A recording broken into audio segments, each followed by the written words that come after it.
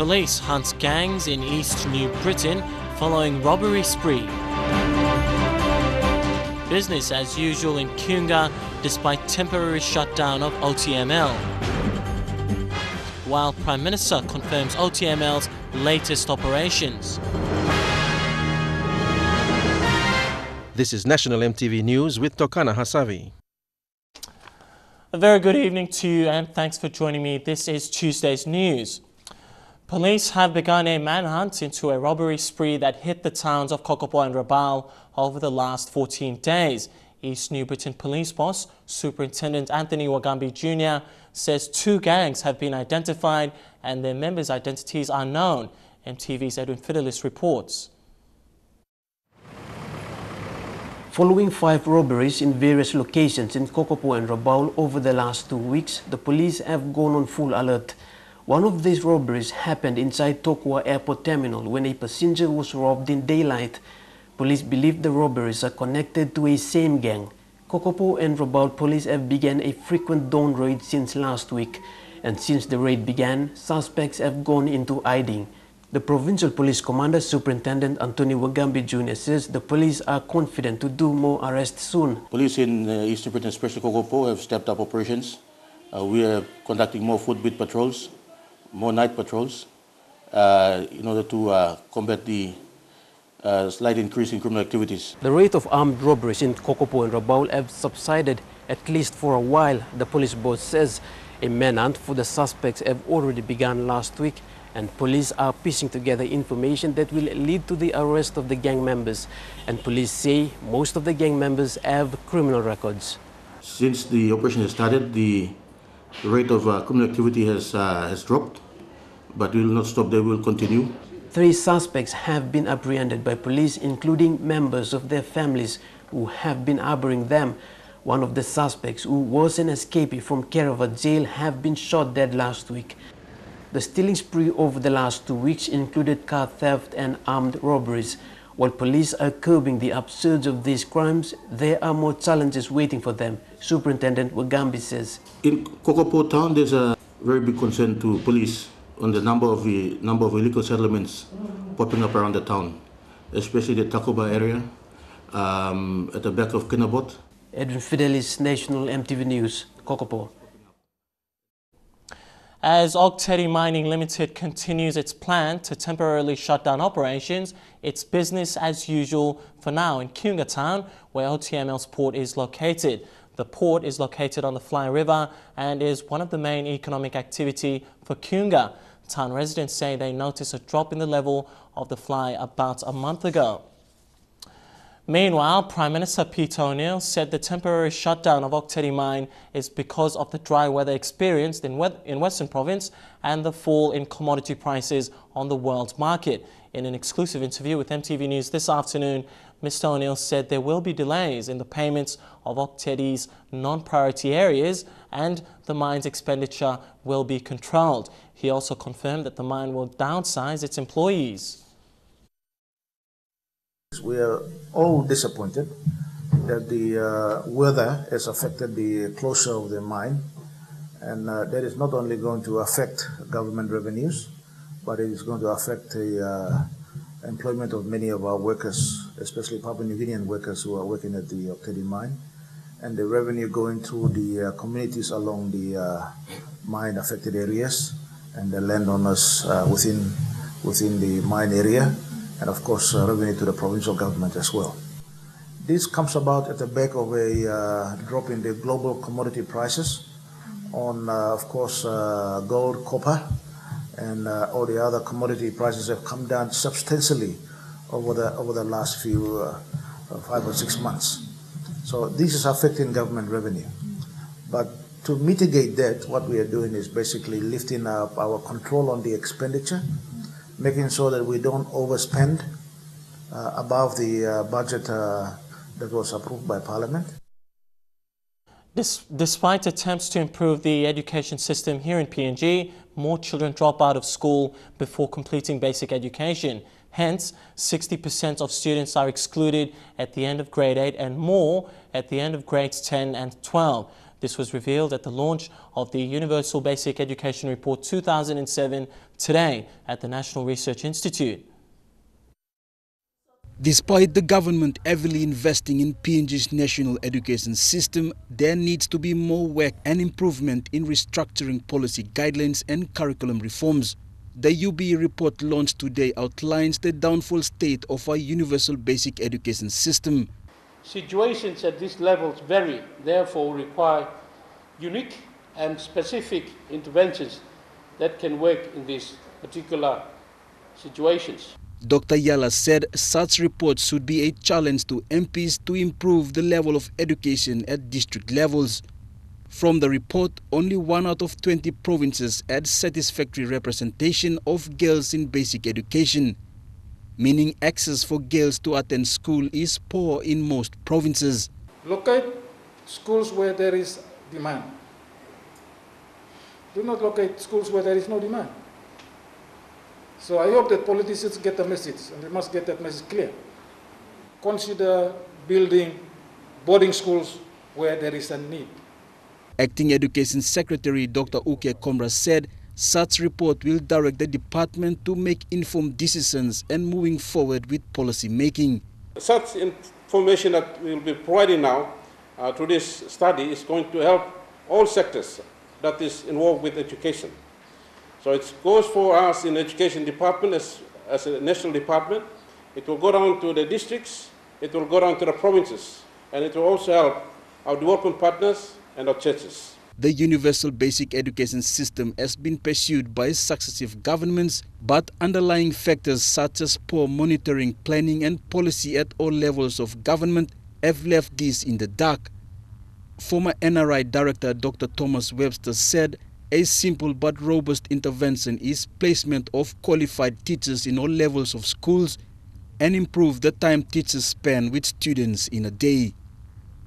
Jack Lapave Jr., National EMTV News. Meanwhile, Dr. Donald Kokkari says such research reports will assess the work that members of parliament do in prioritising development goals. Dr. Kokkari said this will evaluate if school fee schemes, building new schools and resourcing either teachers, students or schools are worth the effort.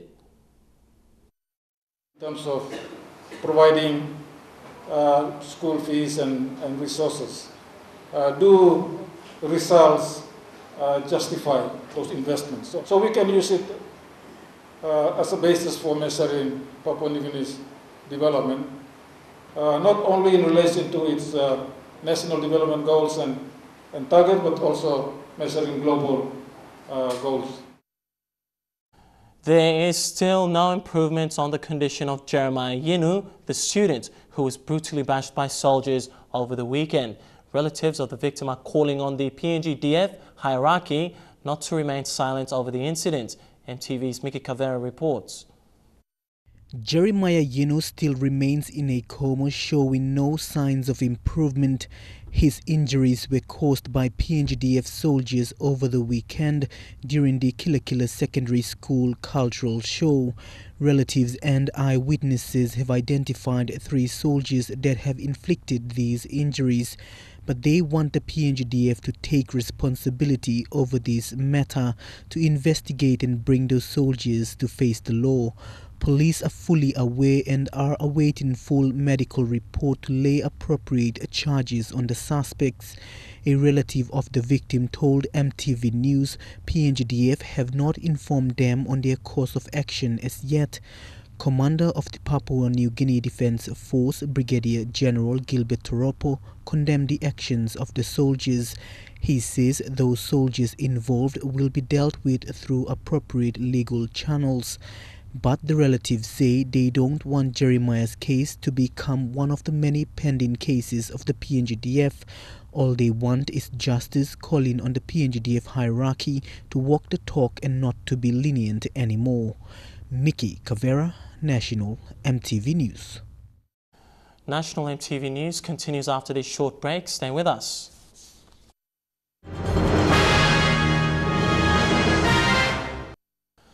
Good to have you back with the news. Reports of the alleged drugging and raping of a local female employee at the Manus Asylum Seeker Centre has outraged Prime Minister Peter ONeill.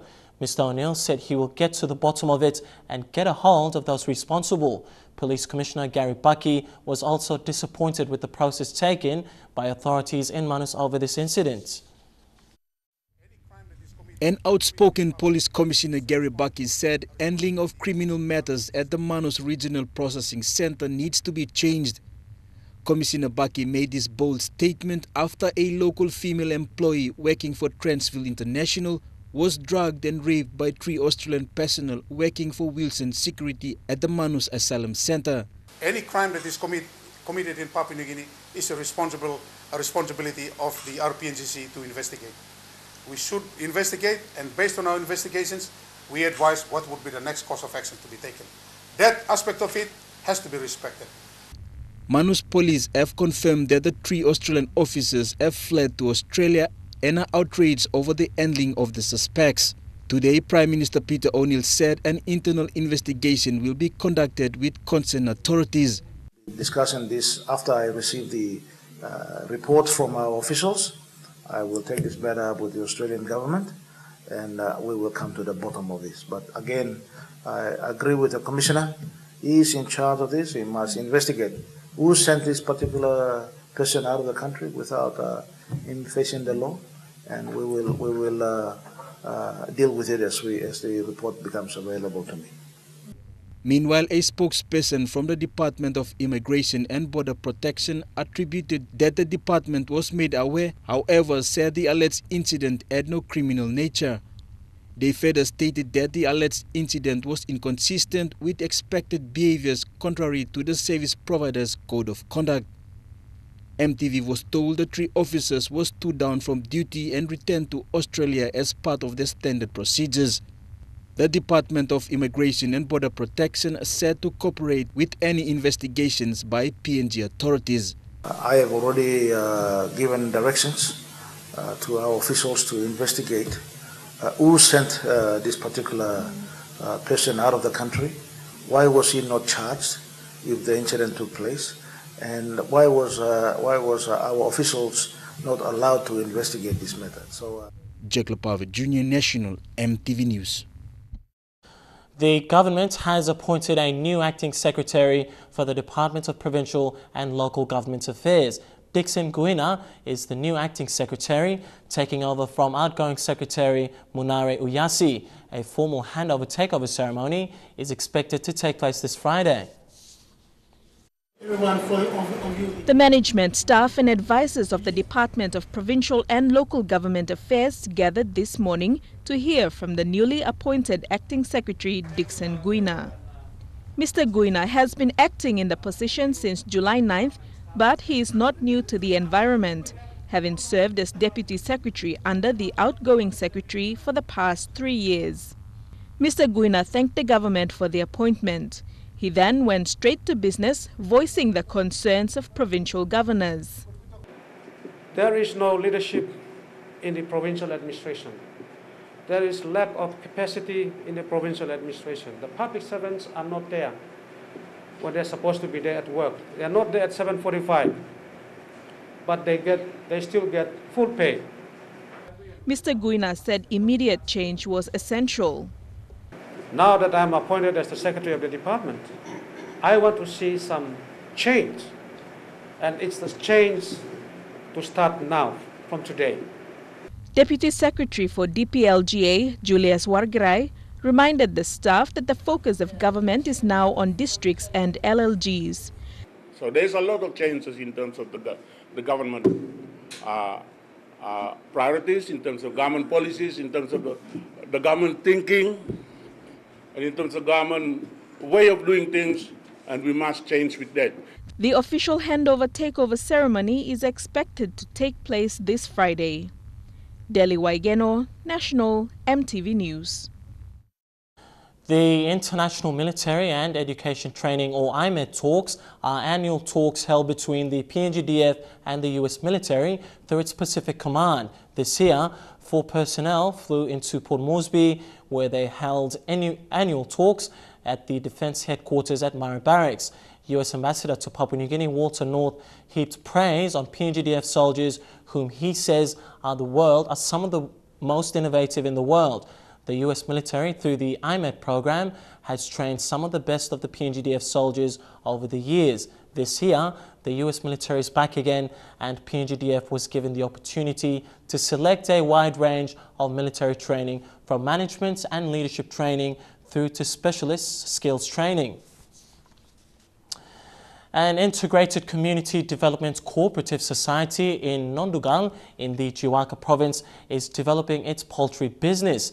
OTML Integrated Society Chairman John Wyme says the group has been supplying chicken to Mount Hagen, Wabeg and Goroka. The processing facility is being improved with freezers that have enough space to increase poultry production. The head in charge of a village supply of Jiwaka chickens takes us on a tour of the upgraded facility in OTML. What used to be a humble operation done manually to supply the big markets in Mount Hagen, Goroka and Wabeg is expanding through government support and donors. OTML will supply processed chicken straight to the retailers. Thank you, Lord Dr. William Tongam. Governor Blomibla, I'm giving money, 300,000. Minister Blomibla, I'm giving 300,000. UNSF will give him 500,000. Society Chairman John Wyme shows the upgrading in progress. 2 modern freezers have been installed, tasked to carry out the preservation of chickens, either through sealing or freezing. We're making cassava stock feed. Cassava. The chickens will be fed by stock feed produced from local cassava processed in the same facility. It will be self-reliant, and there will be around 80 people from the community working at a time. Proper sanitation for workers, sewage and drainage have been built to ensure that the facility meets the National Agriculture, Quarantine and Inspection Authority's requirements. Bethany Harriman, National MTV News. And now we check out the finance news. The Kiunga closed unchanged at $0.3615 in the interbank market. At Bank South Pacific, our Kiunga was trading at $0.354, $0.4839 Australian dollars, $0.3156 euro and 43.23 Japanese yen. Looking at commodity prices at New York close, gold and copper closed the day lower, while coffee and cocoa closed the day higher. Palm oil and copper closed lower, while crude oil closed the day higher. And finally, on the stock market, the Dow Jones closed at 128 points lower, the ASX closed at 23 points higher, and the All Ordinaries closed at 23 points higher as well. And among more stories coming up after the break, Parliament debates health standards at Goroka General Hospital. Stay with us.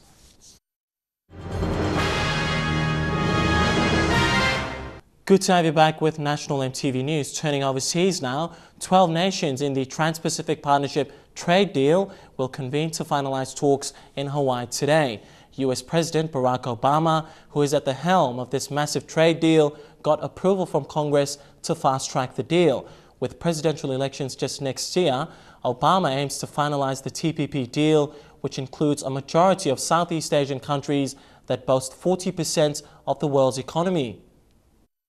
Australia, Brunei, Canada, Chile, Japan, Malaysia, Mexico, New Zealand, Peru, Singapore, the United States and Vietnam are the 12 countries that constitute the Trans-Pacific Partnership.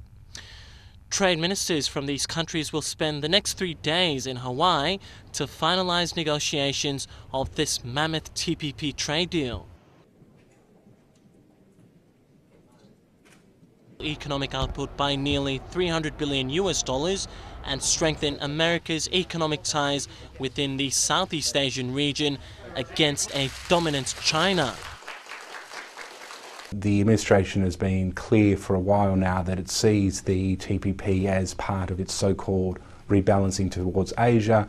It is a signal to the world of the ongoing US commitment to that part of the world, a renewed push to make sure. But since TPP's inception in 2005, it has been shrouded by secret meetings from the 12 nations involved. In 2013, WikiLeaks released the intellectual property chapter of the Trans-Pacific Partnership deal. The IP chapter covers topics from pharmaceuticals, patent registrations and copyright issues to digital rights. Experts say it will affect freedom of information, civil liberties and access to medicines globally. The secrecy added to global backlash, with protesters saying the deal would only strengthen corporations, particularly pharmaceutical companies in the United States. So there's a couple of outstanding issues which are politically challenging now for the United States. The United States has got some particular demands on strengthening intellectual property rights, which is going to be challenging. According to the Australian Fair Trade and Investments Network, the threats come from the fact that the US is driving the agenda on behalf of its largest export industries that include pharmaceuticals, media, alcohol and tobacco. AFTI says if TPP goes ahead, there will be pressure on other regional economies like Papua New Guinea to sign up without having had any say in the agreement. Well, South Korea today declared that it is free from Middle East Respiratory Syndrome or MERS. Prime Minister Hwang Kyo-ahn made the announcement in a government meeting on public health. It comes more than 2 months after the first case was reported, killing 36 people. The outbreak became the largest outside of Saudi Arabia, infecting 186 and quarantined 17,000. It was traced to a man who returned from a business trip to the Middle East in May. The outbreak has dealt a major blow to an already weakened economy, knocking second quarter growth to its worst in more than 6 years.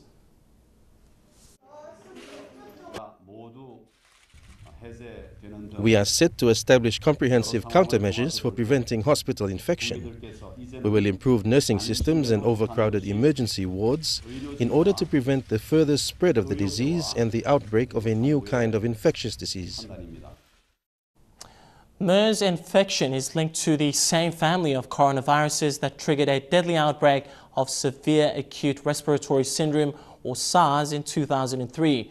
Meanwhile, British health authorities are investigating 2 suspected cases of MERS in northern England. Turning back home, the debate on the deteriorating health standards in Goroka General Hospital has again emerged in today's Parliament sitting. Member for Pomio and former head of West Sepik Provincial Health Authority, Elias Kapavore, told Parliament this morning that there continues to be inconsistencies with the health service delivery at Goroka General. His comments surfaced following the recent stop work and sit-in protests staged by medical workers in Goroka early this year.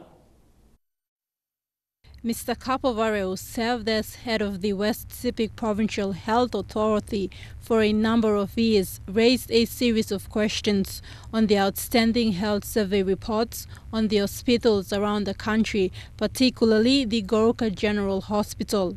He said Papua New Guinea has 7 levels of health services and the health department is responsible to ensure that these services are delivered using the right facilities. One, what is the Department of Health undertaking to ensure continuous compliance to health standards in all healthcare facilities in the country? 2, can the Minister assure the public in Eastern Highlands on our strategies to support the Eastern Highlands Provincial Health Authority meet the recommendations on the survey report? In response, Health Minister Michael Malabag said a number of hospitals have received a Health Provincial Authority status and that has improved the service delivery in those provinces. Malabag said for the case of Goroka General Hospital, there is a lack of staff and that has put a strain on the workload of health workers in Goroka. Mr. Speaker, the standards include infrastructure, equipment, medical supplies, human resource management. In fact, all the important elements for good health services. In relation to the second question, Mr. But a statement raised by the Eastern Highlands Governor Julie Soso as a supplementary question gave a different view on the debate on standards of the hospital. Governor Soso said the hospital standards have fallen from grade 5 to 2 and that is not because of the clinical or health standards of the hospital. Rather, it is the attitude of the health workers at the hospital. Ino more clinical, ino more health standards blomi plan na desla mi kam lo personality na lo site them like fight lo kisim CEO na desla make him na put down blo house sick na performance blo house sick so Tekla Gunga, National EMTV News. Well, National EMTV News continues with Trukai Sports. That's coming up next, and we'll give you all the details when we come back. Stay tuned.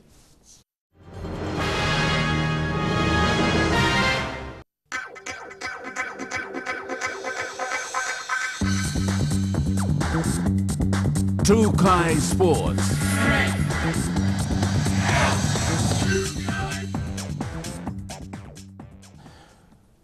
Welcome to Trukai Sports. The New Zealand football will appeal their disqualification from the men's under-23 Olympic qualifying tournament that was recently held in Papua New Guinea. This came when New Zealand CEO Andy Martin took some legal advice and will be filing an appeal later this week. MTV's Shane Saroya has more on this report.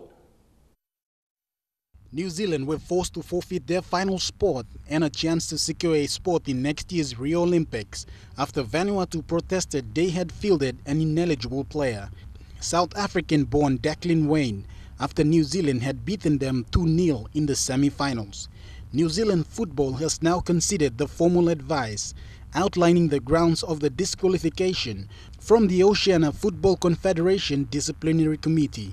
CEO Andy Martin has taken legal advice and will be filing an appeal. Martin said having had the opportunity to review all information now available, they will remain disappointed at the sequence of events that led up to the harsh decision to disqualify them. He further stated that the executive committee has therefore unanimously agreed that there are sufficient grounds to appeal, both in terms of process undertaken and the rules applied.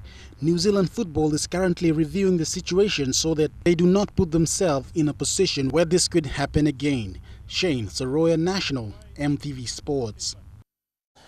And in snooker, Laguna Dragons have been crowned champions of the 2015 Port Moresby A-grade corporate snooker competition. In a seesaw affair, Dragons edged out Lamana Team 2 in the finals 4-3. In this year's competition, Marcus Ning scored the highest break of 37 and Roger Ning was awarded one of the Best Player awards. Minor premiers in the B-grade division, Phoenix Cousins, retained their title after outplaying Bamana Bullets 4-2. James Cooney and Tomad Notasi scored the highest break of 25 during the competition, while 18-year-old Edward Lake was awarded Best Player. And in the C-grade finals, Starland Laguna Dragons defeated KR Motors CCT Originals to secure the title. Well, Trukai Sports continues after the break with Intercity League and NRL. Stay with us for that and more. Trukai Sports.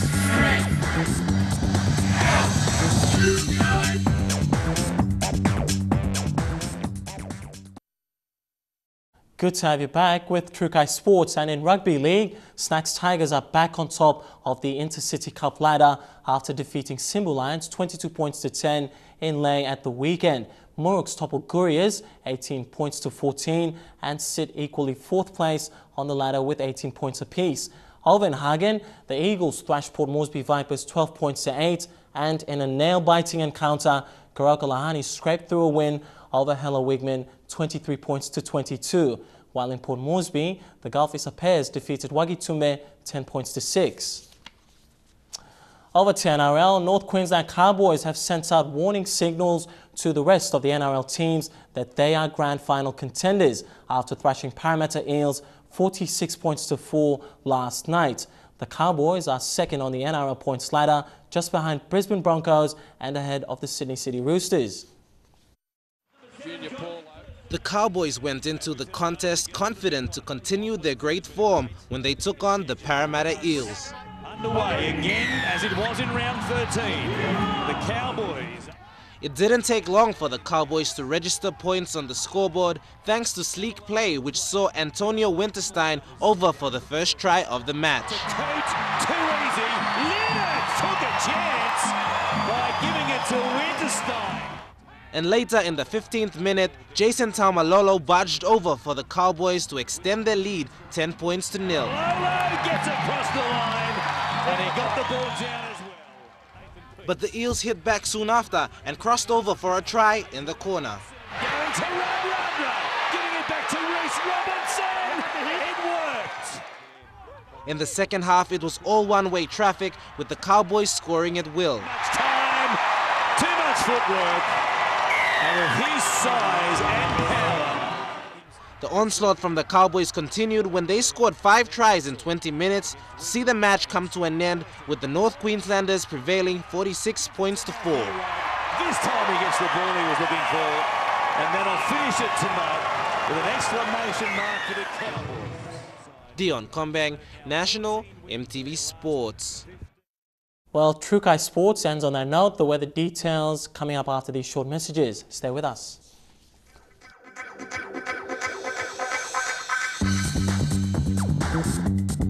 Trukai Sports.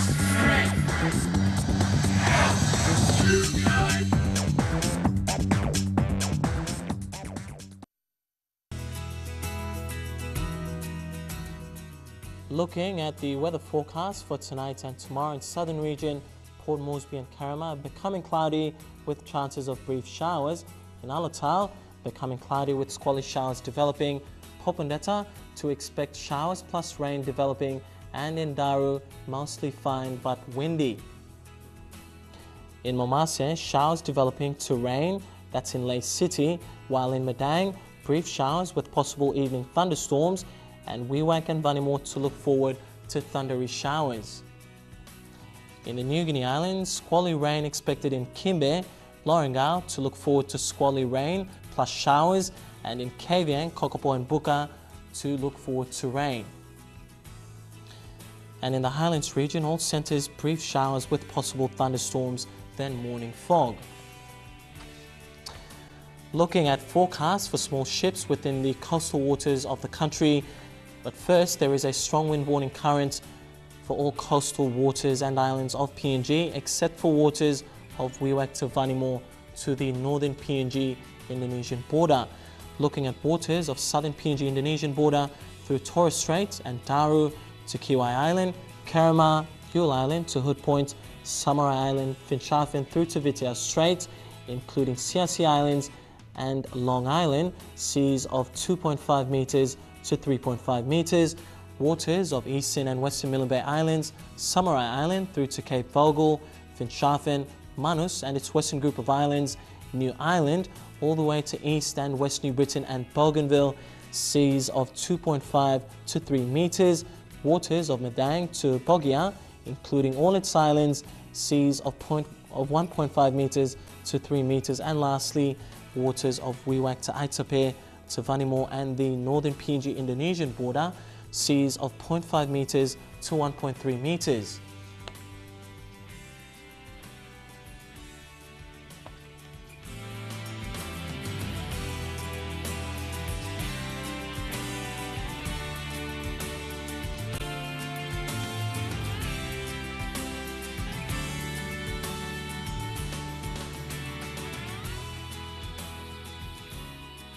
And lastly, looking at ocean forecasts for PNG areas, Coral and Bismarck Sea seas rough to very rough rather, with southeast winds at 25 to 34 knots. Solomon Sea seas rough with southeast winds at 25 to 34 knots. And lastly, Pacific Ocean seas moderate to rough with southeast winds at 15 to 34 knots. Now, before we go, as always, recapping our top stories again tonight. Police hunt gangs in East New Britain following robbery spree. Also, business as usual in Kiunga despite temporary shutdown of OTML. And Prime Minister confirms OTML's latest operations.